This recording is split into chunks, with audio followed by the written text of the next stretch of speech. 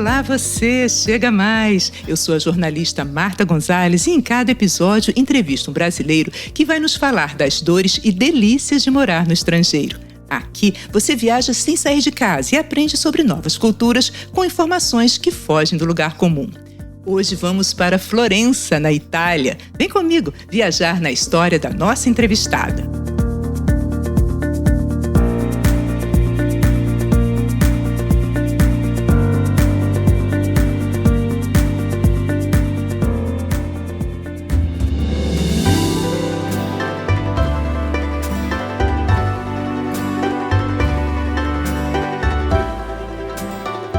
Berço do Renascimento, Florença vive e respira arte. 40% do acervo artístico de toda a Itália está na cidade, o que significa dizer que alguns dos melhores museus do mundo estão por lá. Nossa convidada de hoje, Olga Jussara Pérez, nasceu em São Paulo. É formada em Educação Artística e História da Arte. Já percorreu o mundo trabalhando com antiguidades. Há 42 anos vive na Itália. A história dela eu vou deixar, é claro, para ela contar, mas vou dar um spoiler. Há alguns anos, Jussara se especializou em outra arte, a de fazer azeites divinos. Olá, Jussara, tudo bom? Seja muito bem-vinda ao nosso programa e me conta a sua história.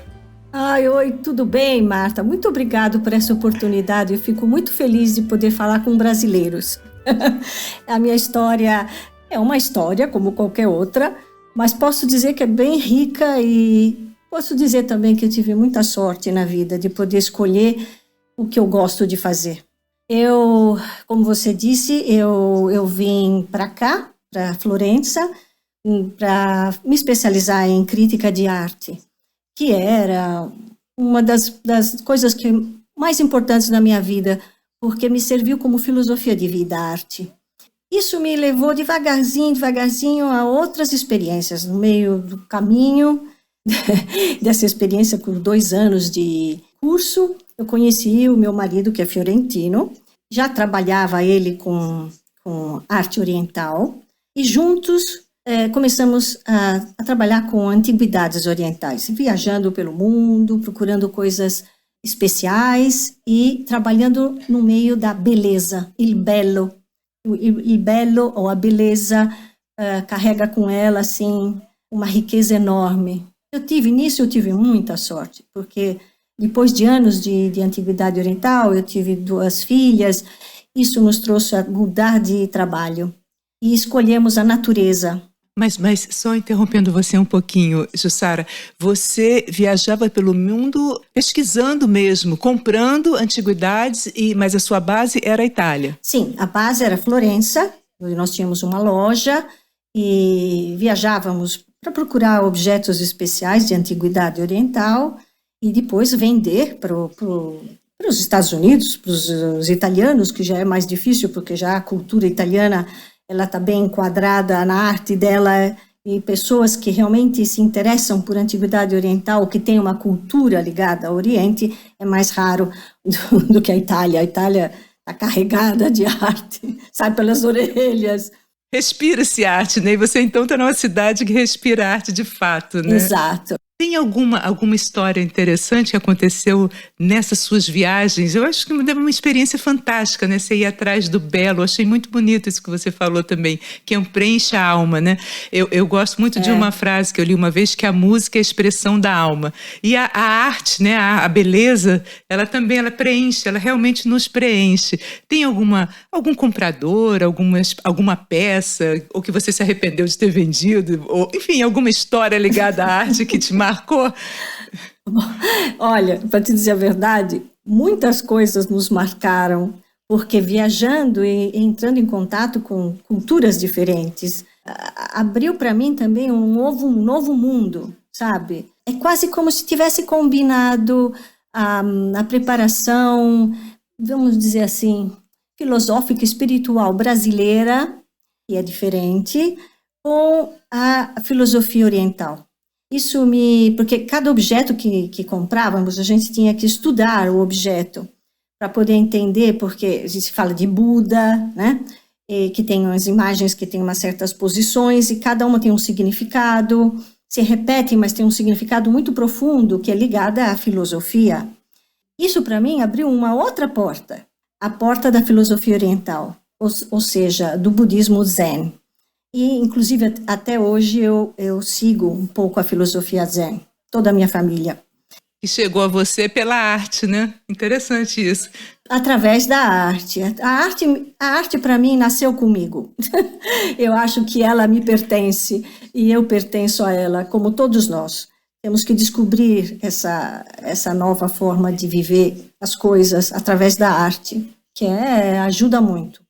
Nós começamos a comprar vários objetos e cada um, para mim, tinha um significado não só estético, mas também no que eu sentia quando eu tocava aqueles objetos, carregados de energia, porque são todos objetos religiosos, vamos dizer assim. E então, a minha escolha dos objetos era muito ligada à sensação que esses objetos me passavam. Isso faz com que, pegado demais ao objeto, depois fica muito difícil vendê-lo. E você transmite isso para as pessoas também. Quando eu também falava dos objetos, eu transmitia essa minha experiência, não? As minhas sensações, minhas percepções. Isso facilitava com que a pessoa se interessasse ainda mais sobre o objeto. E no momento de decidir o que fazer, vender ou não, a gente fala, não, esquece, a gente decidiu, não vamos vender mais. Aconteceu já isso? Já. Aconteceu várias vezes, até que a vida, como sempre, ensina. E nos ensinou mais uma grande coisa, que a gente não tem que ser apegado às coisas, a nada na vida, porque são coisas. O importante é o que elas deixam para você, sejam as pessoas, sejam as experiências que você tem. Verdade, isso tem muito a ver com o budismo também, né? Muito, muito. De vez, devagarzinho, depois a gente vai entendendo o porquê que tudo tem um significado importante e nada é por acaso. Então, depois disso por que eu estou te contando isso? Porque chegou um certo momento, no nosso apartamento em Florença, tinha uma sala exclusivamente para esses objetos, um pequeno museu, vamos dizer assim, que a gente não queria deixar, sabe? Mas aconteceu que no fim a gente estava investindo muito nesses objetos e no fim a gente precisava viver. O que fazer? Vamos mudar de trabalho e vamos fazer o que sempre quisemos fazer, ir à natureza, trabalhar com as pessoas. E Florença, Itália, Toscana, ela permite isso, porque estamos num lugar muito avantajado, né? Não sei, essa palavra está certa, avantajado. Privilegiado, talvez fosse melhor, um lugar privilegiado. Porque avantajado é italiano. Avantajado, italiana. Avantajata.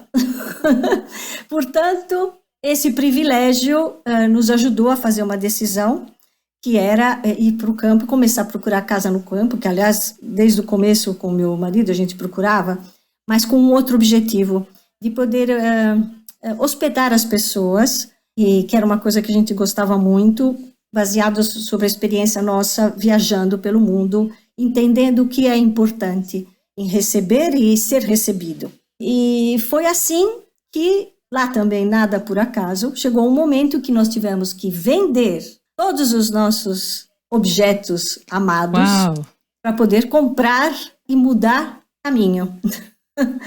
E foi assim que fizemos. Conseguimos vender quase tudo. Ficamos com um Buda, que adoro, que até hoje é aqui, e porque já tínhamos achado a casa, que agora estamos vivendo aqui no Chianti. E foi assim, um passo, vamos dizer, ousado, porque praticamente a gente colocou tudo que tinha nessa nova viagem. E foi que é aqui, Felceto, que é mais agora desde 98, mais de 20 anos que nós estamos aqui. Mas foi assim, com filhas pequenas e nós, e com pouco dinheiro no banco, porque nós tínhamos colocado tudo atrás de um sonho, né? Atrás de um sonho e com muita paixão, acreditando mesmo. Então, a mensagem que eu gostaria de passar é isso. Eu acho que o que falta também para os jovens e para tanta gente, para nós mesmos cada dia, porque a gente esquece um pouco disso, é a paixão e que a gente pode acreditar no que está fazendo, na escolha que a gente faz. Mas essa paixão que te carrega de decidir e se jogar mesmo, arriscando tudo, esse desafio é um desafio positivo, que carrega um monte de energia consigo, né? E essa casa que você comprou, você chama de casa, mas na verdade é um hotel. Você recebe e hospeda pessoas, não é isso? Como é que funciona? Fica a 30 quilômetros de Florença, na região do Chianti, no coração do Chianti, é Panzano in Chianti. Não é um hotel, é um outro conceito. É um conceito que nasceu em 1985, 6 na Itália, que se chama agriturismo, agricultura-turismo. O que quer dizer isso? Eles começaram a estimular as pessoas a voltarem para o campo, porque iam trabalhar todos na cidade, voltar para o campo para poder o quê? Manter viva a agricultura e não só a arquitetura, porque muitas casas como a nossa, nós vivemos numa espécie de borgo, é uma vila onde tem vários imóveis e que nós compramos. Então, fica tudo aconchegante, é difícil. Se pudesse ver, era fácil explicar. Então, são casas, arquiteturas maravilhosas, outra ideia de belo, de beleza, porque são todas casas de pedra, bem característica, bem toscana, né? Como as pessoas veem nos filmes. Verdade. E as pessoas se hospedam nessas casas. Agriturismo quer dizer, eu posso fazer uma atividade turística, mas tem que ser ligada a uma produção agrícola. Se eu fizesse só hospedagem, ficaria um motel, como eles chamam casa vacanza, é uma atividade comercial. Essa não é uma atividade comercial, é uma atividade agrícola, que dá a possibilidade das pessoas viverem um ambiente típico toscano, do campo. É uma experiência mesmo, né? É uma experiência. Então, isso é apaixonante, porque era a coisa que eu mais gostei da história, a parte que eu mais gostei era essa, de poder envolver as pessoas na natureza e na característica do lugar, da Toscana, com os vinhedos, as oliveiras, muito bosque, tem muito bosque também, o respeito pela arquitetura, não se pode construir nada de novo. As casas você não pode interferir arquitetonicamente, porque são protegidas pelo bem cultural e arquitetônico. Então você não pode, se quiser, eu quero abrir uma janela, não. Quero abrir uma porta, não. O que tem, fica. Você pode arrumar dentro, você pode restaurar dentro, mas fora você tem que respeitar o que tem.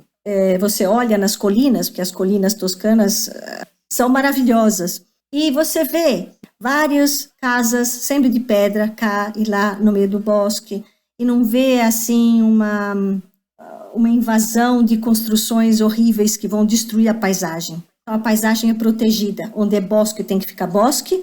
Onde pode plantar, você pode plantar. Então, é um respeito por tudo, pela natureza e pela arquitetura. Eu acho isso maravilhoso. Isso é maravilhoso mesmo, Jussara, porque une assim, paisagens únicas, história, arte.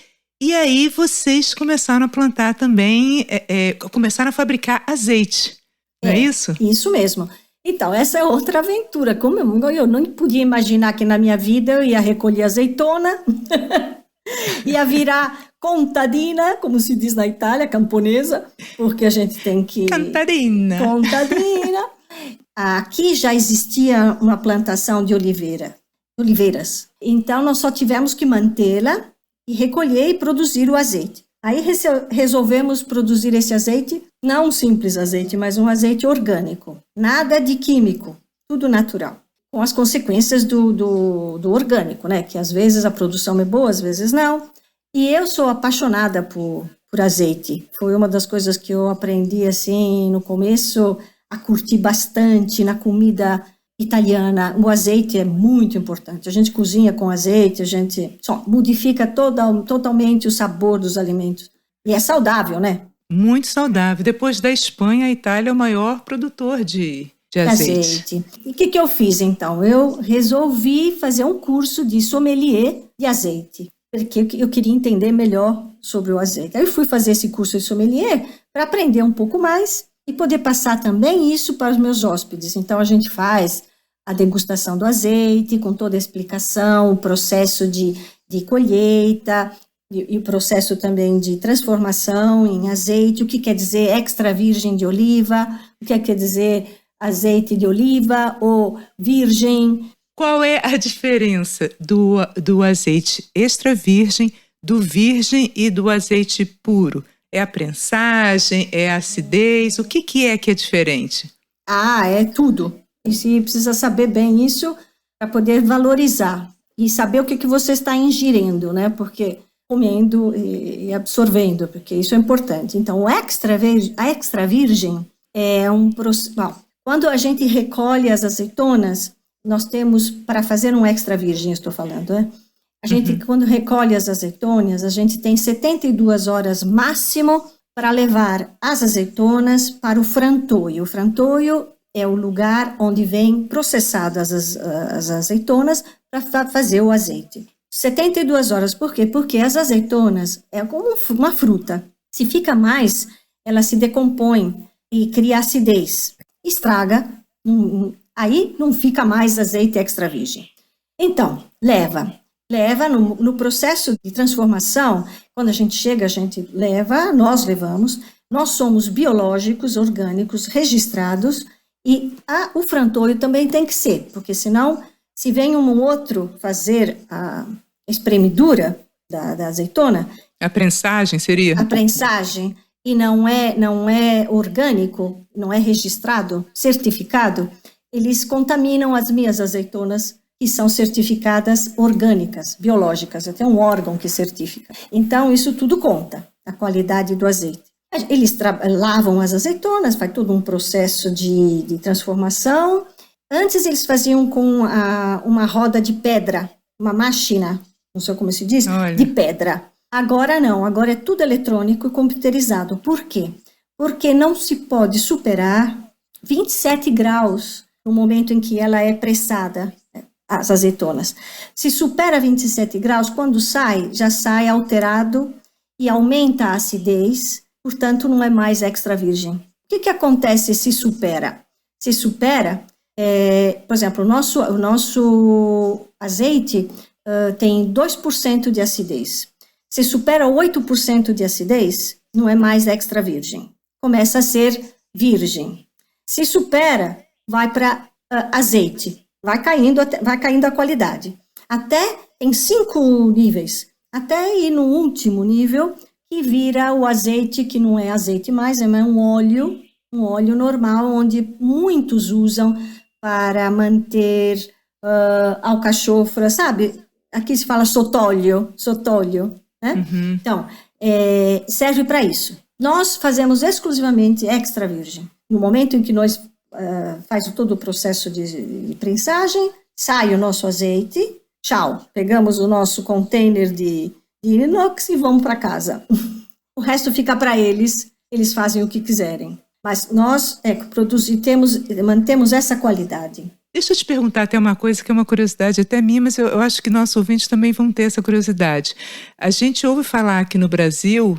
Não é o ideal cozinhar com azeite, porque o azeite, quando a gente coloca numa temperatura muito alta, ele já não é benéfico. O que tem de verdade ou de lenda nisso? Posso cozinhar com azeite à vontade? Todo mundo me pergunta a mesma coisa. Quando nós fazemos também a degustação do azeite, que tem toda a explicação, todos, americanos, brasileiros, todo mundo. Então não é uma lenda só brasileira, né? Não, pergunto, não é verdade nada disso. Quer dizer, tem uma diferença. Para fritar com azeite extra virgem, você pode usar uma vez só. O que com o óleo normal de girassol, ou de milho, ou de amendoim, não sei, né? Você pode usar 2 vezes. Mas com azeite extra virgem, a fritura, uma vez só. Tudo que eu faço na minha casa é com azeite. Não tem problema absolutamente nenhum. Isso é uma lenda. É difícil explicar por áudio, porque precisa experimentar. Mas o azeite extra... Eu acho que a gente deve fazer, chamo meus ouvintes, vamos fazer um grupo e vamos a uma degustação dessa, porque eu já estou com água na boca. Mas olha, eu acho que é uma experiência única, porque todo mundo é muito ligado ao vinho, né? A região do Chianti é vinho.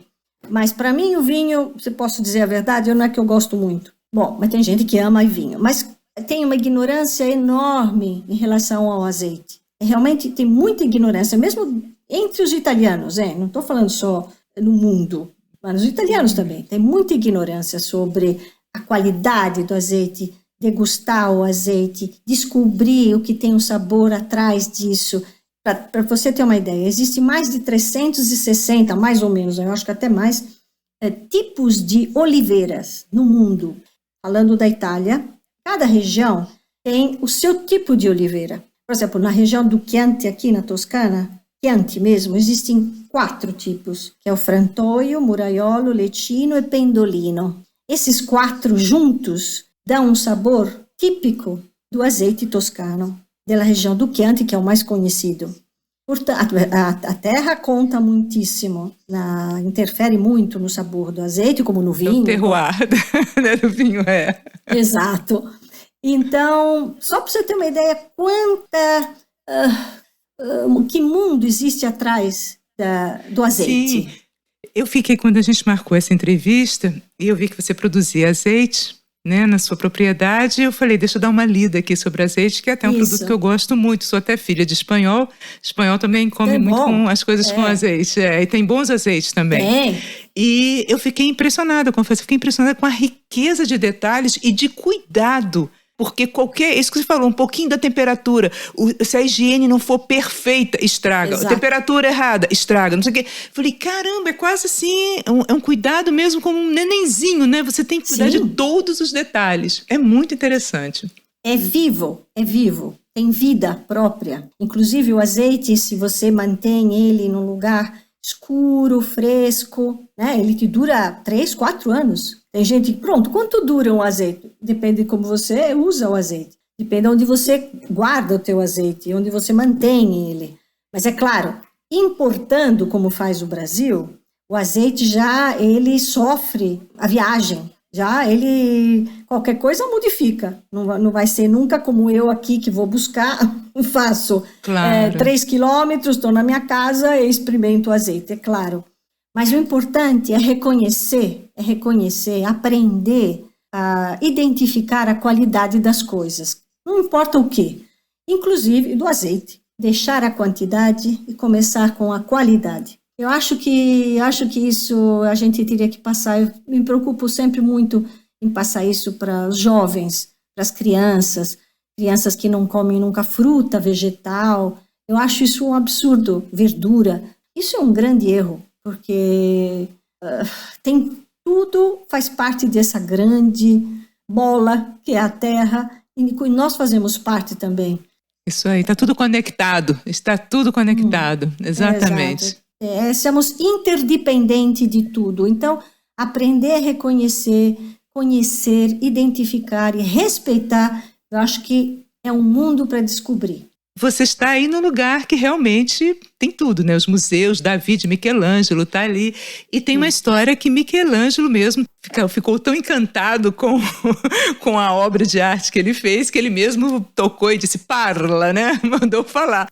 O Davi, por um acaso, ele é uma obra de arte, eu não sou uma expert de arte, eu só gosto mesmo, mas é uma obra de arte que também é tida como uma obra com seus mistérios, assim como a Mona Lisa, né? Aquele olhar, o que quer dizer aquele sorriso? E o Davi tem essa história, o que é aquele olhar? Eu queria que você falasse só um pouquinho, uma pessoa tão entendida de arte, que desse um pouquinho para a gente, que explicasse um pouquinho esse mistério todo. É uma escultura enorme, né? 5 metros de altura, mais de 5 toneladas, mas ela tem a grandeza dos detalhes renascentistas, ela tem a grandeza de fazer também, de ajudar na fama de Florença como um lugar que hospeda a arte. Fala um pouquinho do Davi para a gente. Olha, o Davi é qualquer coisa que precisa ser vista, porque é monumental, realmente. Quando você olha de baixo para cima, porque você olha de baixo para cima, é uma coisa maravilhosa. Eles colocaram na academia, que é um pequeno museu com as obras de Michelangelo, que é assim, fantástico. Bom, o que representa? Eu, quando estudei aqui também, na Universidade de Crítica de Arte, eu tive uma sorte muito grande de ter tido como professor esse grande crítico de arte que se chamava Raggianti, que é morto, obviamente, agora. Mas eu nunca vou esquecer uma coisa que ele falou, que ligada à filosofia da arte. que dizia que para observar uma obra de arte precisa ter um certo, vamos ver se eu acho a palavra certa em português, destaque. Você precisa olhar destacadamente. O que quer dizer isso, destacadamente? Umas pessoas, lá no momento, e não tinha entendido bem, porque a gente pensa destacar, fica longe e olha de longe. Mas não é isso, é um destaque emocional. Você tem que olhar com os olhos da alma, da tua intuição, os olhos da tua sensação e percepção. Esse é o destaque. Só ali você vai entender se é uma obra de arte ou não. É lá a chave da crítica de arte. Então, qualquer objeto de arte, qualquer coisa em que você tem que se confrontar para identificar ou perceber ou sentir se é realmente obra de arte, que depois é tudo relativo na vida, você precisaria ter esse destaque. Isso é filosofia da arte, isso é filosofia. Sim. Em tudo na vida precisa ser um aspecto de um destaque emocional, não te envolver e ver sentir objetivamente, deixar com que a coisa, você e ela falem a mesma língua, existe uma conexão. O Davi passa isso, porque virou obra de arte, assim como a Mona Lisa, que se você olha, ela é pequenininha, ela não é... Mas se você cria esse destaque, você percebe a grandeza, não só da técnica, porque um crítico de arte, ele tem que analisar também técnica, o período, o material, tudo. Mas além dessa parte, chamo teórica, que vamos dizer assim, tem outro lado, que o que é que faz isso ser uma obra de arte ou não. Pode ser perfeita, mas não passa absolutamente nada, sabe? Não transmite nada. Então, tem obras que realmente quando você olha e você vai com esse espírito, elas falam com você. Por isso que fala Michelangelo. Eu entendo, posso entender, gostaria de ter sido lá no lugar dele. Fala, porque só faltava falar. Você olha a perfeição, você vê as veias do braço, na mão, você vê... Ela não é proporcional, porque a nível técnico, se a gente vai ver, ela é uma proporção estranha, tem uma mão enorme, mas se você vê nele insieme, no tudo, ela é de uma harmonia maravilhosa. E a expressão é mármore, né? É mármore, não é material, não é um material fácil, perfeito. E num equilíbrio, numa posição até leve, pesado, porque é imensa, pesada, mas maravilhosa. Ela fala sozinha, todo mundo fica de boca aberta. Tem gente que fica de boca aberta porque é David, então tem que ficar de boca aberta. Tem gente que fica de boca aberta porque consegue perceber, sentir o que aquilo lá fala. Jussara, além do Davi, né, de Michelangelo, o que a pessoa que está indo visitar a Florença não pode deixar de visitar? Florença, a gente tem que visitar ela fora e dentro. Fora porque ela já é um museu fora. Ela, onde você anda, do chão, dos prédios, da beleza, do equilíbrio arquitetônico. Esse Duomo, que é a igreja principal, né, a catedral, que nasce no meio de Florença como se fosse uma pedra preciosa, essa cúpula que sai. E Florença é bem no vale, né? Ela é baixa. E você vê que nasce do meio da cidade essa catedral, esse Duomo, essa cúpula, como se fosse uma pedra preciosa numa joia, que é tudo em volta de Florença. E Florença é toda para descobrir, as pequenas ruas, né? É medieval também. Então, as ruas, ruelas, esses prédios em pedra, esses portões enormes, que se você abre, você vê dentro, tem todos um jardim atrás. Você vê na frente a rua que fica até estreita, mas quando abre o portão, dentro tem um mundo, tem a natureza, é maravilhoso. Então, esse é o lado de fora de Firenze. E depois dentro, o Uffizi, a Galeria de Uffizi, que é um museu, não é um museu como pode ser o Louvre, que é imenso, que para poder visitar você precisa de 4 dias inteiros para visitar uma parte do Louvre. Não, é uma galeria, eles chamam Galeria Uffizi. Por quê? Porque é pequena, mas contém uma quantidade de obras importantes, assim, de cair o queixo.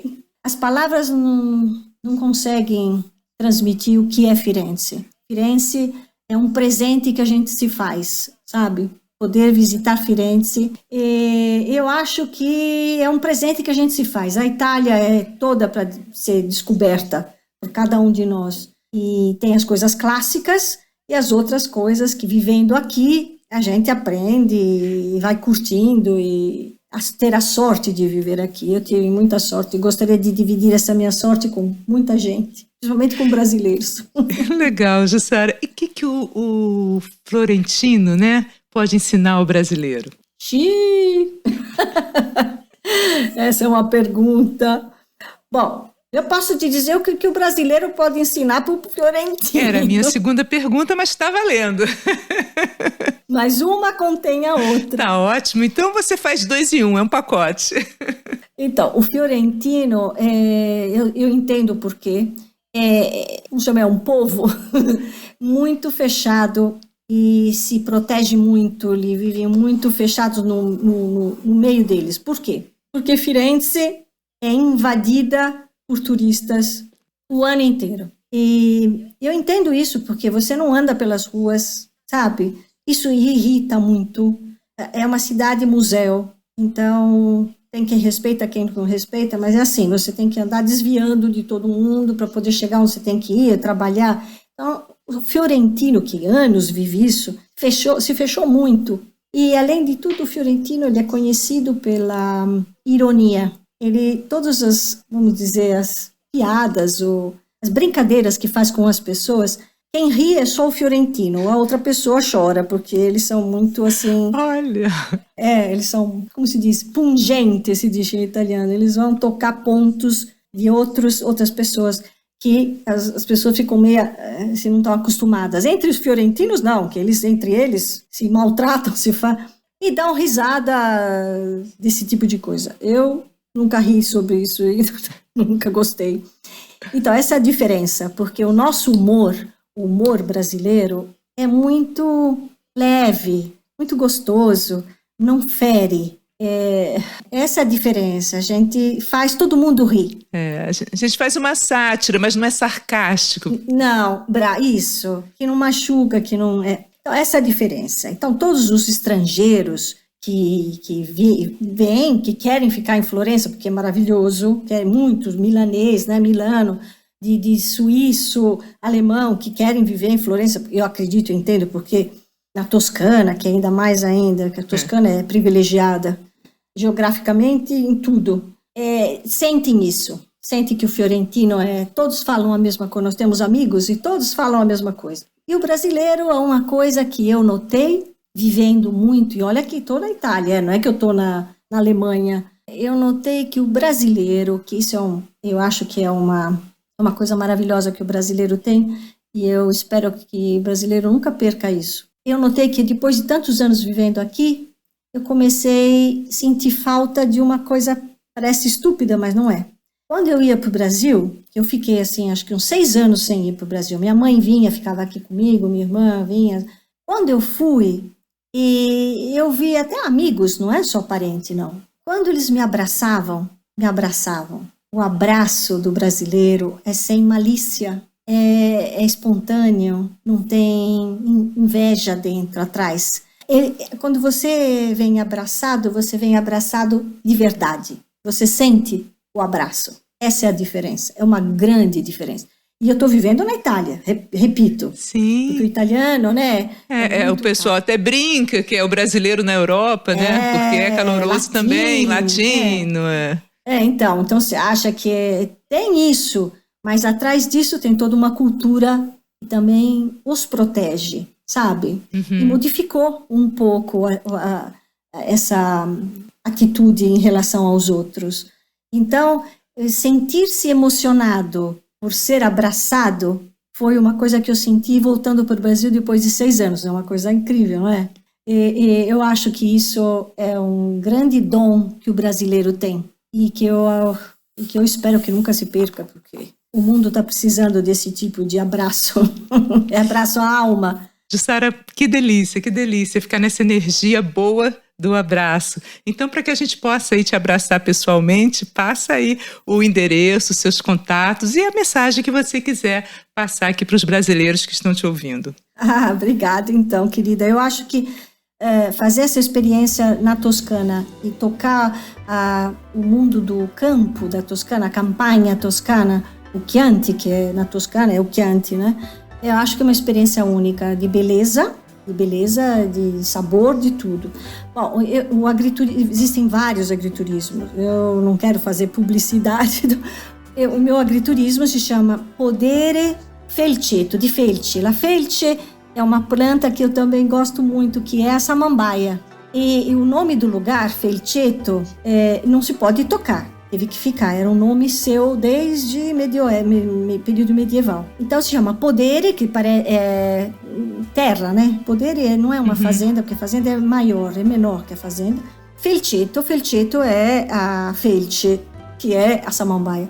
Qualquer pessoa pode entrar em Podere Felceto em Gmail e acha, dá para ver fotos, dividir coisas com DVD. Com DVD se dá? Não. Compartilhar. Podemos compartilhar coisas. Vocês vão ver nossas experiências, que nós fazemos matrimônios especiais, fazemos várias coisas, assim como vários outros agriturismos fazem, né? Nós temos só uma característica que está perdendo muito aqui. A nossa característica é que o nosso agriturismo é familiar. O que quer dizer? Sou eu, meu marido e minhas 2 filhas. É uma loucura, muito trabalho.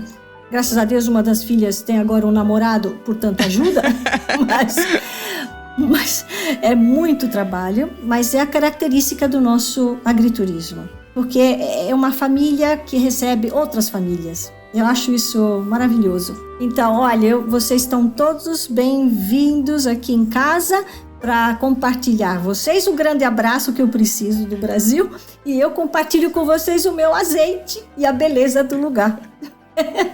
Todos bem-vindos. Tá ótimo. E obrigada por tudo, brasileiros.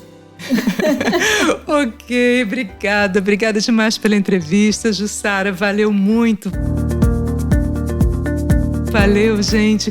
Foi bom demais ter você comigo neste episódio. Eu vou adorar se você entrar em contato. Me segue lá no Instagram, @brasileiroslongedecasa, ou escreve para brasileiroslongedecasa@gmail.com. Nós agora também temos um site, www.brasileiroslongedecasa.com.br. Lá eu vou colocar até o endereço da sua propriedade, tá bom? Um beijo grande em todos vocês. Eu espero todo mundo no próximo episódio. Tchau! Baixa, tchau, Bela. Tchau, Marta. Tchau.